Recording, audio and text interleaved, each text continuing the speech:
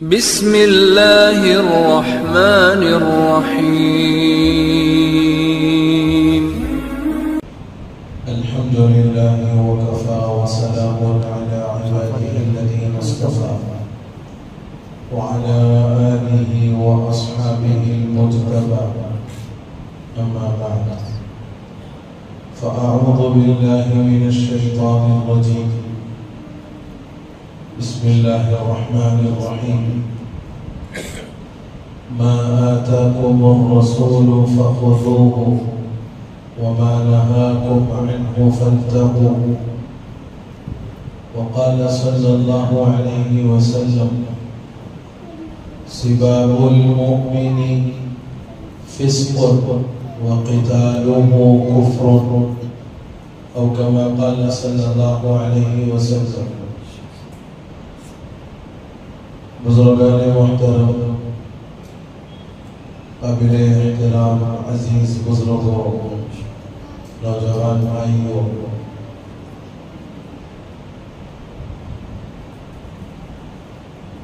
مسلمانوں کا اپنے دین سے اور دین لانے والے آخری پیغمبر حضرت محمد عربی صلی اللہ علیہ وسلم سے بڑا گہرا عقیدت والا محبت والا رشتہ ہے اور ہونا بھی چاہیے، اس لیے کہ آقا مدنی صلی اللہ علیہ وسلم کی ذات مبارکہ ہی کی بدولت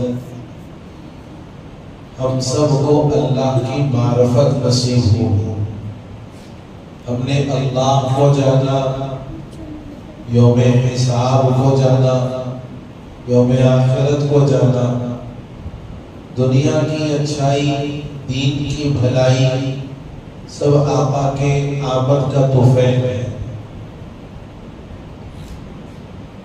اور ایک ایمان والے کے کامل ایمان والا ہونے کے لیے یہ بات ضروری ہے، احادیث میں اس کی وضاحت کی گئی کہ پوری دنیا میں اسے سب سے زیادہ محبت نبی علیہ السلام سے ہو۔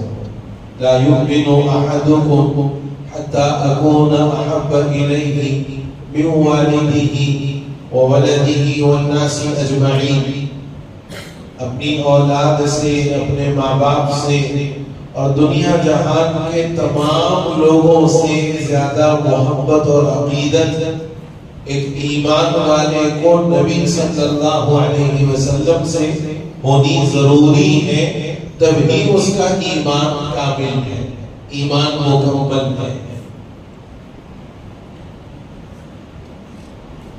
نبی صلی اللہ علیہ وسلم سے مسلمانوں کا جو عقیدت اور محبت والا رشتہ ہے، دنیا میں جب کوئی کسی سے محبت کرتا ہے، جب دنیا میں کوئی کسی سے محبت کرتا ہے تو تین چیزوں کی وجہ سے محبت کی جاتی ہے، تین چیزوں کی وجہ سے محبت کی جاتی ہے۔ 90s میں جن کی جوانی رہی، 80s میں جن کی جوانی رہی، چٹھیوں کے جو سلسلے تھے، سمجھ گیا، لو لیٹرز تھی، جاتے جاتے انہوں پھینک دیے، جاتے جاتے انہوں بچے کے ہاتھ سے بھیج دیے، بیٹے یہ ٹافی لے لو، وہ بازی کو جا کے دینا، انہوں بھی ایک ٹافی دے کے بولتے وہ بھیا کو لے جا کے دینا۔ 90s 80s کے اندر ہم سے بھی یہ کام لیا گیا تھا،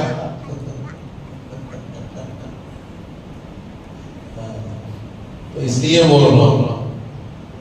تو یہ جو دنیا میں ایک کا دوسرے سے محبت کرنا ہے، یہ محبت کرنے کی 3 وجوہات ہو سکتی ہیں. کوئی بھی کسی سے اگر محبت کرے تو 3 وجوہات کی وجہ سے محبت کرتا ہے. جمال کی وجہ سے، جمال کی وجہ سے، کمال کی وجہ سے، یا نوال کی وجہ سے. جمال، کمال، نوال. جمال کا مطلب ہے خوبصورتی، حسین و جمیل ہونا. کمال کا مطلب یہ ہے کہ ایسا باکمال اور ایسا جو ہے کمال کے اندر ماہر ہو کہ اس جیسا کمال والا کوئی اور نہ ہو. اور نوال کا مطلب ہے احسان. نوال کا مطلب ہے احسان. یہ تینوں چیزیں اگر امتی نبی مکرم صلی اللہ علیہ وسلم کی ذات والا صفات میں دیکھنا چاہے تو ہر صفت، ہر سبب بدرجہ کمال کو پہنچا ہوا. حضور کے جمال کا یہ عالم ہے، حضور کے جمال کا یہ عالم ہے کہ ایک مرتبہ صحابہ کا چھڑمٹ ہے. صحابہ آپ کے اطراف بیٹھے ہوئے ہیں اور حضور کے دور کے نعت گو شاعر حضرت حسان بن ثابت رضی اللہ تعالیٰ عنہ یہ حضور کی خدمت میں پہنچے.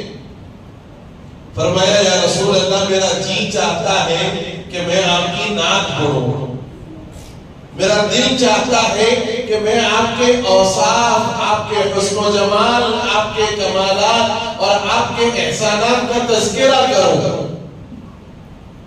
حضور اکرم صلی اللہ علیہ وسلم خاموش رہے. کیوں؟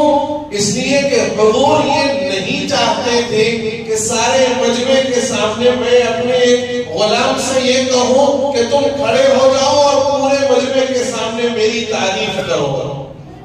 حضور اس بات کو پسند نہیں فرماتے تھے. حضور کو یہ بات بھلی نہیں لگتی تھی کہ پورے مجمع کے سامنے میری تعریف کی جائے. جب حضور خاموش رہے حضرت جبرائیل علیہ السلام تشریف لائے. کہا یا رسول اللہ، اللہ یہ چاہتے ہیں کہ حسان آپ کے سامنے آپ کی تعریف کرے. حسان آپ کے سامنے آپ کی تعریف کرے، اس مجمع میں کھڑے ہو اور آپ کی تعریف کرے.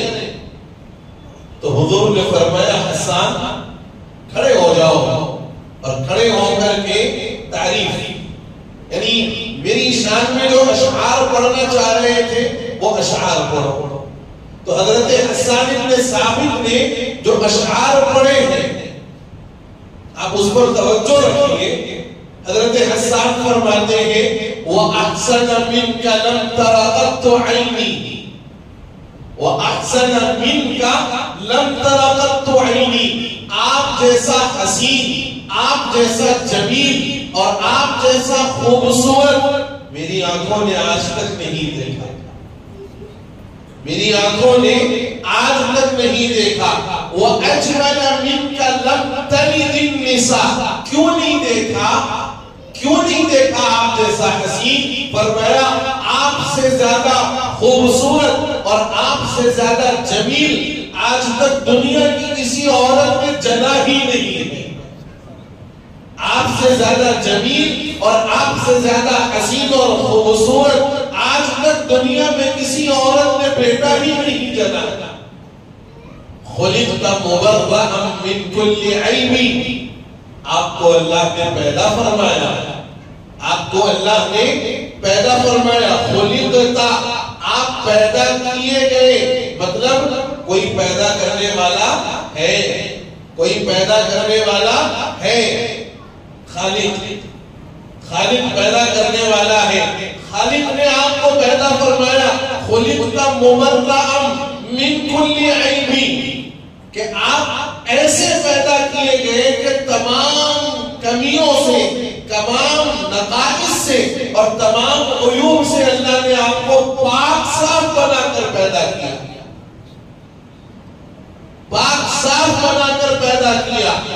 کأنک قد خلقت کما تشاء، گویا کہ آپ ایسے پیدا کیے گئے جیسے آپ چاہتے تھے۔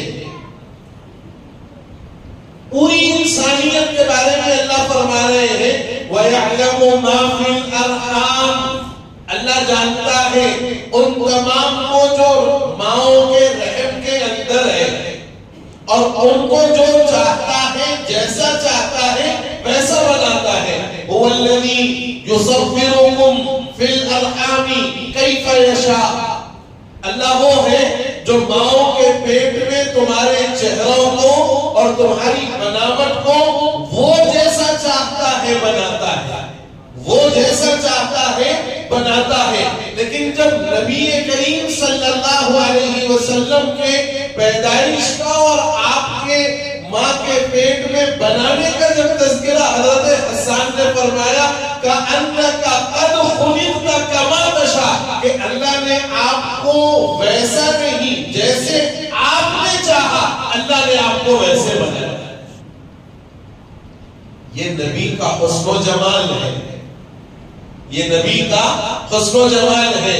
ایک مرتبہ تذکرہ ہوا حضرت عائشہ صدیقہ رضی اللہ عنہا کے سامنے کہ حضرت یوسف کو اللہ تعالیٰ نے وہ حسن دیا، وہ ملاحت دی اور وہ خوبصورتی دی کہ زلیخا اپنے غلام پر فریفتہ ہو گئی، زلیخا اپنے غلام پر فریفتہ ہو گئی۔ اور جب مصر کی عورتوں نے زلیخا پر الزام لگایا کہ دیکھو یہ کیسی عورت ہے جو اپنے غلام پر فریفتہ ہو رہی ہے، زلیخا نے یہ نہیں کہا کہ میں صفائی دوں گی، زلیخا نے یہ نہیں کہا کہ میں صفائی دوں گی، بلکہ عملی طور پر بتلایا کہ میں کیوں فریفتہ ہوں۔ ساری مصر کی بڑی بڑی گھرانے کی عورتوں کو جمع کیا اور ان کے ہاتھ میں پھل دیا، جو پھل چاقو سے کٹتا ہے، بغیر چاقو کے اس کو کاٹا نہیں جا سکتا، چاقو دے دی ان کے ہاتھ میں، کہا اس پھل کو کاٹتے رہنا، آگے باتیں مزید ہوتی رہے گی۔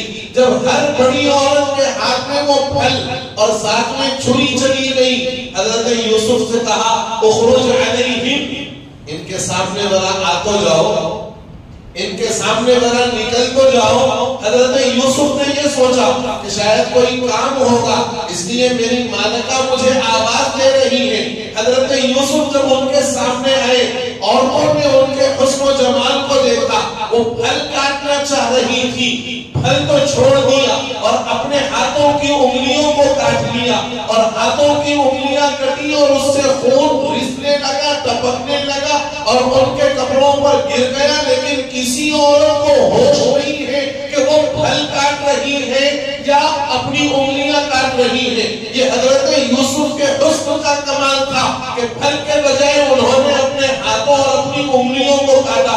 حضرت عائشہ فرماتی ہے وہ یوسف کو دیکھتی ہے تو اپنی انگلیاں کاٹ لیتی ہے، اگر میرے سرتاج کو دیکھتی تو اپنے دل کاٹ لیتی،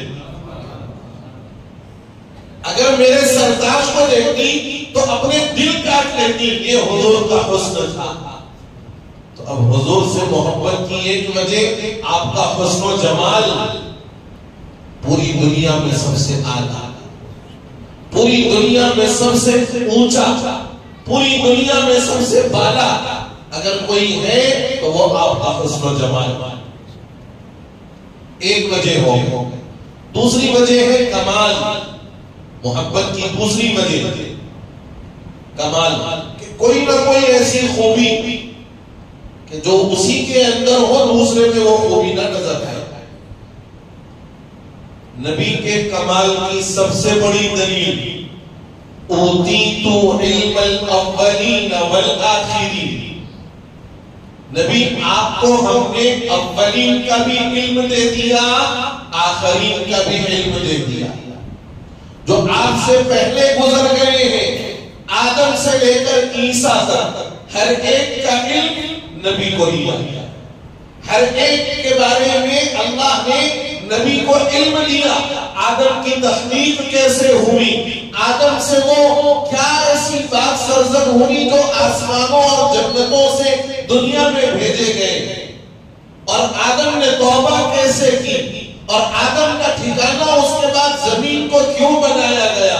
نوح کو کب بھیجا گیا، طوفان نوح کیسے آیا، کشتی بنانے کا حکم کیسے ملا، کون کون کشتی پر سوار ہوا، انسانوں کے ساتھ کتنے جانوروں کے جوڑے اس کے اندر رکھے گئے، شیس کو کس نے بھیجا، ادریس کو کس نے بھیجا، ابراہیم نے اپنی قوم کے سامنے جب دعوت دی تو قوم نے کیا سلوک کیا، ابراہیم نے ہجرت کر کے کس مقام پر جا کر اپنا قیام کیا، ابراہیم کے کتنے شادیاں ہوئی، کتنی اولادیں ہوئی، اور ان اولادوں میں پھر انبیاء بنی اسرائیل کا سلسلہ چلا، موسیٰ کو کب بھیجا گیا، ان کے بھائی ہارون کو اللہ نے کیسے بچایا، وہ کون سا سال تھا جو فرعون کے حکم کے مطابق بچوں کو قتل کرنے والا سال تھا، کیا اس سال موسیٰ کی پیدائش ہوئی یا ہارون کی پیدائش ہوئی، یوسف کو کیسے پیدا کیا اور یوسف کو کنویں میں کس نے پہنچایا، کنویں سے باہر کس نے نکالا، بازار مصر میں آ کر یوسف کو خریدا گیا اور خریدنے والے نے غلام بنا کر خریدا، ایک وقت آیا کہ اسی یوسف کو اللہ نے مصر کا بادشاہ بنایا۔ یہ ساری باتیں اوتیت علم الاولین والآخرین، حضرت ایوب کا صبر کیسا تھا، حضرت اسحاق کے ساتھ کیا ہوا، حضرت اسماعیل کے ساتھ کیا ہوا، حضرت عیسیٰ کے ساتھ کیا ہوا، حضرت عیسیٰ کو قتل کرنے کے لیے جب یہودی پہنچے تو حضرت عیسیٰ کو آسمانوں پر اٹھا لیا گیا، آسمانوں پر اٹھا لیا گیا، اور قرب قیامت میں حضرت عیسیٰ جو آئیں گے آسمانوں سے نازل ہوں گے۔ شکیل بن حنیف پیدا ہوا، حضرت عیسیٰ جو نازل ہوں گے دمشق کی جامع مسجد کے سفید میناروں پر آئیں گے۔ یہ تو اورنگ آباد میں روپوش ہے، انڈر کور ہے جی۔ پھر یہ بھی ہوگا، ہم تو یہ مانتے ہیں کہ حضرت مہدی الگ، حضرت عیسیٰ الگ، دونوں کی شخصیات الگ الگ ہیں، اور یہ بھی ہے کہ حضرت عیسیٰ آئیں گے، حضرت مہدی اپنے دعوی مہدی ہونے کے 7 سال اور دوسری روایت میں ہے 9 سال، اس کے بعد آپ کا وصال ہو جائے گا، حضرت مہدی دنیا سے پردہ فرمائیں گے۔ یہ ہے روایات حدیث کی پکی بات ہے، روایت کھول کے بتا دوں ابھی آپ کو۔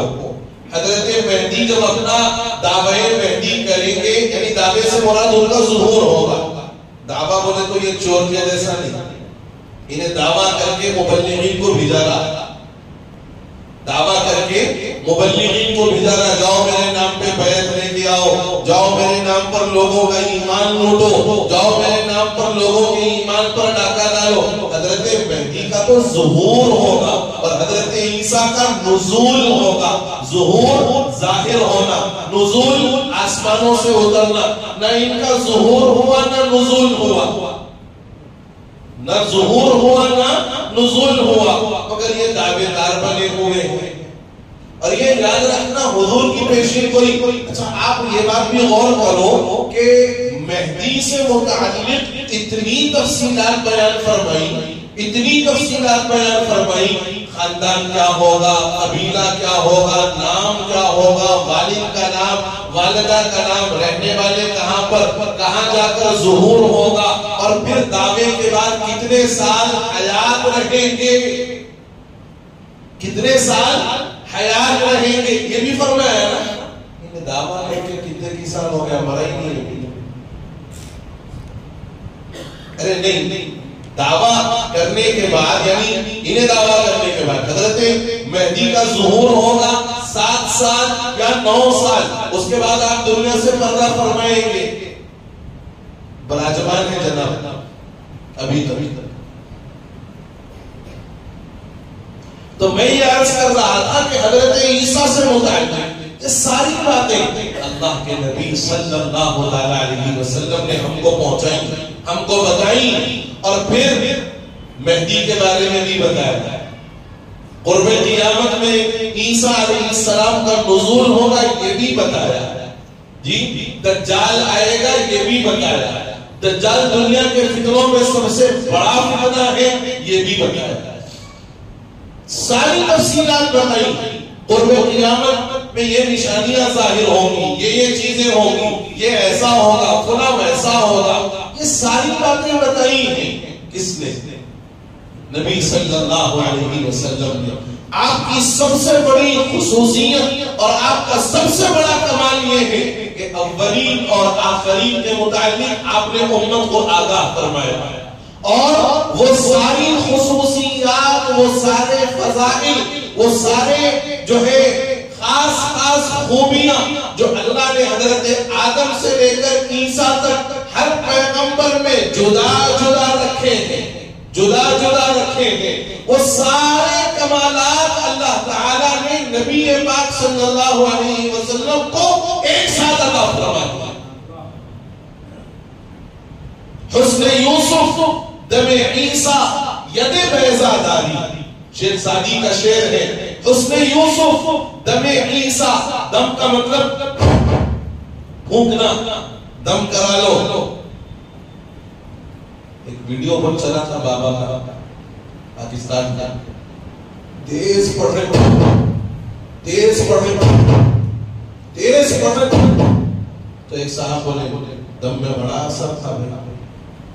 بولے دم میں ذرا عقل اور دماغ، اور دماغ کی کھڑکیاں، اس کے روشن دان، وینٹیلیشن سارے کھول کے سنو یہ بات. بولے بھائی بابا کے دم میں بڑا دم ہے، بابا کے دم میں بڑا دم ہے. تو میں ہمارے ایک رشتہ دار کو لے کے گیا، لے جانے کے وقت میں ایک کڈنی فیل تھی، لے جانے کے وقت میں ایک کڈنی فیل تھی، لے جا کے دم کرا کے لایا، دوسری بھی فیل ہو گئی. ہم لوگ کیا ہے معلوم ہے، صاف سیدھے شفاف قسم کی جو بات ہے نا، وہ ہمارے کو سمجھ میں نہیں آتی. ہم تو صاحب اڑتے پیر کو چاہ جائے، ایسا پیر ہو جو اڑے. اور یہ یاد رکھو، پیر اڑتا نہیں، مریدہ اڑاتا. پیرا نمی پرند مریدہ می پرانند. پیر نہیں اڑتے، مرید اڑاتے. تو میں یہ کہہ رہا تھا، حسن یوسف دم عیسیٰ ید بیضا داری. ید بیضا حضرت موسیٰ کا، ید بیضا ہاتھ یوں بغل میں یوں رکھے، پھر اس کے بعد میں نکالے تو پورا راستہ روشن. حسن یوسف دم عیسیٰ، اور حضرت عیسیٰ کا جو پھونک مارنا تھا، پھونک مارتے تو مادر ذات جو اندھے تھے، ماں کے پیٹ سے جو اندھے وہ سیدھے ہو جاتے، گوڑ کے مریض سیدھے ہو جاتے، جی جزام کے مریض سیدھے ہو جاتے. تو حضرت عیسیٰ کے پھونک مارنے میں آپ کے دم میں وہ اثر تھا. حسن یوسف دم عیسیٰ ید بیضا داری، آنچے خوباں ہما دارن. وہ انبیاء جو گزشتہ گزر گئے، وہ تمام جو خوبیاں وہ رکھا کرتے تھے پورے انبیاء، آنچے خوباں ہما دارن تو تنہا دار.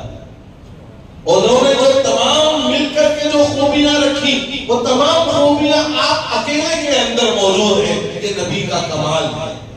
نبی کا جمال بھی آپ نے سنا، نبی کا کمال بھی آپ نے سنا، اور نبی کا نوال یعنی احسان کیا ہے؟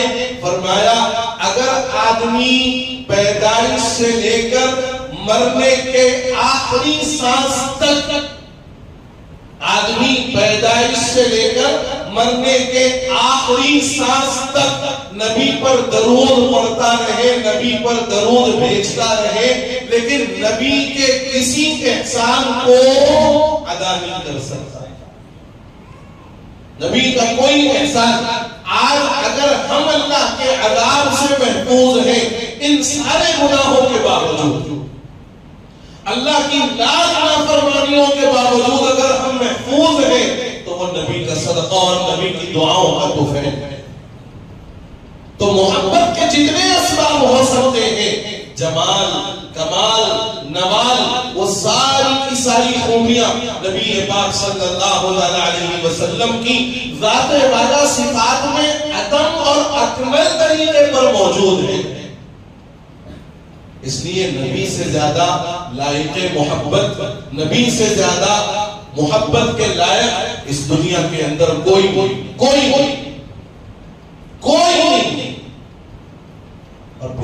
یاد رکھا جائے کہ قرآن نے ایک صاف اور واضح حکم دیا، ما آتاکم الرسول فخذوہ وما نہاکم عنہ فانتہوا، نبی جو چیز تم کو دے دے، ما آتاکم الرسول فخذوہ، اس کو لے لو، وما نہاکم عنہ فانتہوا، جس سے آپ منع فرمائیں اس سے رک جاؤ۔ کل ہم نے جشن میلاد منایا، سب کی آنکھوں نے دیکھا، سب کی آنکھوں نے دیکھا۔ حقیقت یہ ہے میرے بزرگوں، علماء، مشائخ، بزرگان، اکابر، ان سب کے ہاتھوں سے یہ معاملات نکل چکا۔ مفتی قاسم صدیقی تسخیر صاحب کا بھی کل بیان آیا، کل مشائخ کے گھرانے کے آلے مصطفیٰ الموسوی جو قادم پاشا قادری صاحب کے بیٹے ہیں، ان کا بھی ایک بیان آیا، سنا ہوگا آپ لوگوں نے۔ یعنی ہم نے میلاد کے جلوس کو اغیار کی دیکھا دیکھی وہ سارے کام کر دیے جو اغیار اپنے جو ہے جلوسوں کے موقعوں پر کرتے ہیں۔ پونکی بجانا ہے تو بھی دیکھے، بچے کل پونگیاں بجا لیتے ہوئے جا رہے ہیں۔ زیتون کے پاس میں آ رہا تھا عصر سے پہلے، باضابطہ راستہ روکا کے ایسی ویلنگ ہو رہی تھی۔ نتیجہ یہ ہوا کہ آخر میں بیزار ہو کے پولیس کو لاٹھی چارج کرنا پڑا، لاٹھی چارج کرنا پڑا۔ چار مینار کے پاس وہ آگ لگ گئی ڈی جے کے اندر۔ دیکھو اللہ نے بھی بتا دیا یہ نہیں کرنا ہے، بیوقوف ہو۔ پیسفل امن ریالی ہونا، اور پیسفل امن ریالی کیسا ہوتی؟ آٹوں کی ویلنگ کرے تو، گاڑیوں کے چکرا لگائے تو، پیدل، سفید کرتے پیجامے، سفید عمامے باندھو، اور راستے پہ ایسے جاؤ کہ آپ کے جانے سے کسی کو تکلیف نہ ہو، راستے پہ ایسے جاؤ کہ آپ کے جانے سے کسی کو تکلیف نہ ہو۔ ڈی جے کا کوئی تعلق ہی نہیں۔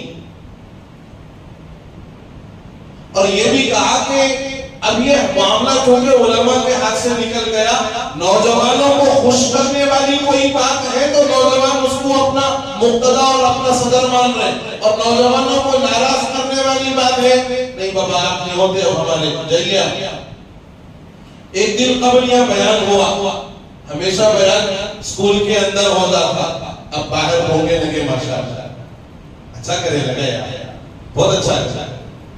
جو بیان کرنے والے صاحب تھے، بیان کرنے والے صاحب، تھوڑا میں صاف بولتا ہوں نا، میری عادت ہے صاف بولنے، میرا آپ سب سے سوال نہیں ہے۔ وہ بیان کرنے والے صاحب کیا بولے، یہ مسجدوں میں جا کے وہ جو تین دن مسجدوں میں رہ رہی، پکا رہی، کھا رہی، یہاں آ رہے کیا کوئی یہ مسجد میں آ رہے، خیر یہاں کا نہیں کہیں اور کا بولے ہوں گے انہوں، مگر کیا بولے سنو آپ، بولے یہاں آ کے جو رہ رہی، کھا رہی، پکا رہی، جی بیویوں کو چھوڑ کے، بچوں کو چھوڑ کے، اماں بابا کو چھوڑ کے یہاں آ کے پکا کے کھا رہی، نہیں جانا ان کے پاس۔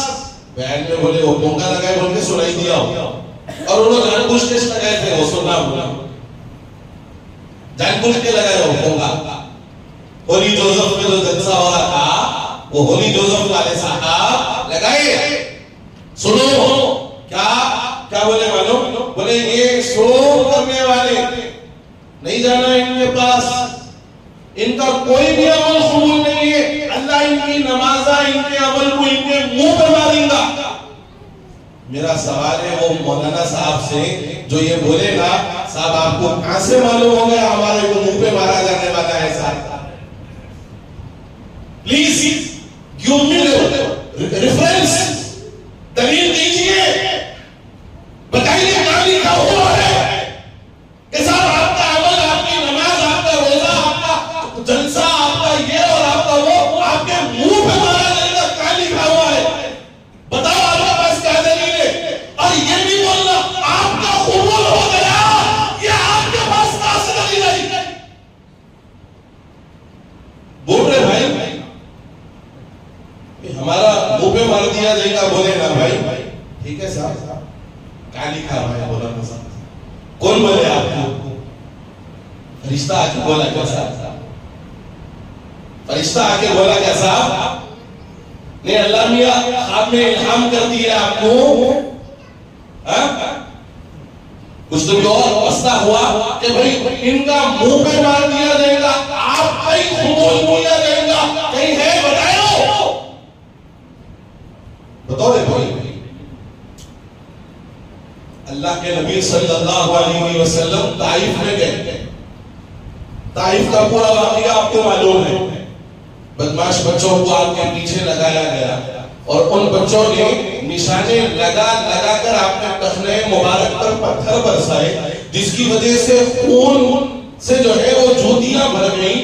حضور نے اپنے غلام سے فرمایا زید بن حارثہ رضی اللہ عنہ سے کہ حارثہ میرا جوتا بڑا آہستگی سے نکالنا، خیال رکھنا کہ میرا خون زمین پر نہ پڑے، اس لیے کہ جس زمین پر نبی کا خون پڑ جاتا ہے وہاں رہنے والوں کو ہلاک کر دیا جاتا ہے، وہاں رہنے والوں کو ہلاک کر دیا جاتا ہے۔ اب نبی کے قدم مبارک سے جب جوتے نکالے گئے اور آپ کے قدم مبارک کو پہنچا گیا، پہاڑوں کے دو فرشتے آئے اور کہا یا رسول اللہ آپ حکم دیجئے، ماننے والے نہیں ہے، کافر ہے، اتنا ستایا آپ کو، اتنا آپ کے جسم کو لہو لہان کیا۔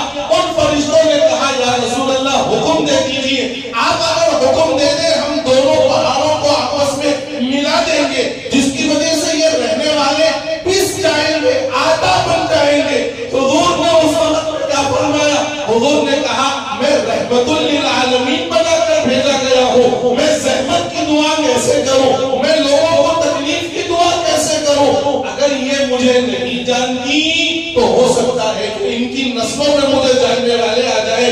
حضور نے اس وقت ہاتھ اٹھائے اور دعا فرمائی اللہم اہدی قومی فإنہم لا یعلمون، اے اللہ میری قوم کو ہدایت نصیب فرما، یہ مجھے نہیں جانتی۔ یہ نبی کا کردار ہے، یہ نبی کا کردار ہے۔ آپ پھونکوں میں خالی غیر ضروری عوام کو پکڑ کے، عوام نہیں بھی آ رہی تو آپ پھونکے باہر لگا کے غیر ضروری آپ کی عبادت آپ کے منہ پہ مار دی جائے گی۔ میرا سوال ہے صاحب میرے کو ذرا بتا دو نا صاحب، کہاں لکھا ہوا ہے ہماری عبادت منہ پہ مار دی جا رہی، آپ کی قبول کر لی جا رہی، کہاں لکھا ہوا ہے؟ کوسی دلیل سے آپ بول دیے۔ اور جہاں تک بات عقائد کو لے کر یہ کیوں ہوا وہ بھی میرے کو معلوم ہے، وجہ اسی بھی میرے کو معلوم ہے، یہ جو عمل ہوا کیوں ہوا وہ بھی میرے کو معلوم ہے۔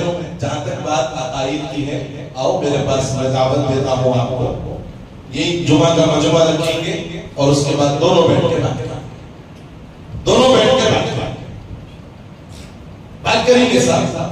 خالی آپ موقع میں پکار لیں کہ غیر ضروری عوام کے ذہنوں کو جو ہے خراب کر کے جا رہے ہیں آپ، تو عوام کی بھی ذمہ داری ہے ذرا جا کے پوچھنا صاحب یہ ان کا عمل قبول نہیں ہو رہا بول کے کیا دلیل ہے، اور اپنا قبول ہو رہا بول کے کیا دلیل ہے۔ میں یہ بات آپ سے ببانگ دوہل کہہ رہا ہوں، میں یہ بات آپ سبھی سے ببانگ دوہل کہہ رہا ہوں کہ جتنی باتیں میں نے آپ کو بتلائی ہیں قرآن و سنت کی روشنی میں، کل اگر ان میں کوئی ایک بات بھی غلط ہو جائے اور میں نے اپنے مفاد کے لیے خدا نہ خواستہ آپ کو کوئی غلط دین کی بات بتائی، کل میدان قیامت میں میرا دامن پکڑنا، کل میدان قیامت میں میرا دامن پکڑنا اور اللہ کی بارگاہ میں پیش کرنا، کہنا کہ یہ مجیب تھا جس نے ہمیں غلط بتایا، اس پر عمل کرنے کی وجہ سے ہم تیرے مجرم بنے۔ اور اگر ایسا نہیں ہوا تو ان سے جا کے سوال کرو، ان سے جا کے سوال کرو کہ جو تو بتا رہا ہے میں عمل کرنے کو تیار ہوں، اگر یہ غلط ہوا تو کل میدان قیامت میں تیرا بات پکڑوں گا، کیا تو نہیں ہے اللہ کے پاس جواب دینے کے لیے؟ بولو میں آپ سے کہہ رہا ہوں بوانگی دوہل منبر پر بیٹھ کر کہتا ہوں کہ اگر میں نے کوئی ایک بات، ایک عقیدہ، ایک چیز غلط بتایا، میدان قیامت میں میرا دامن پکڑو میرا دامن۔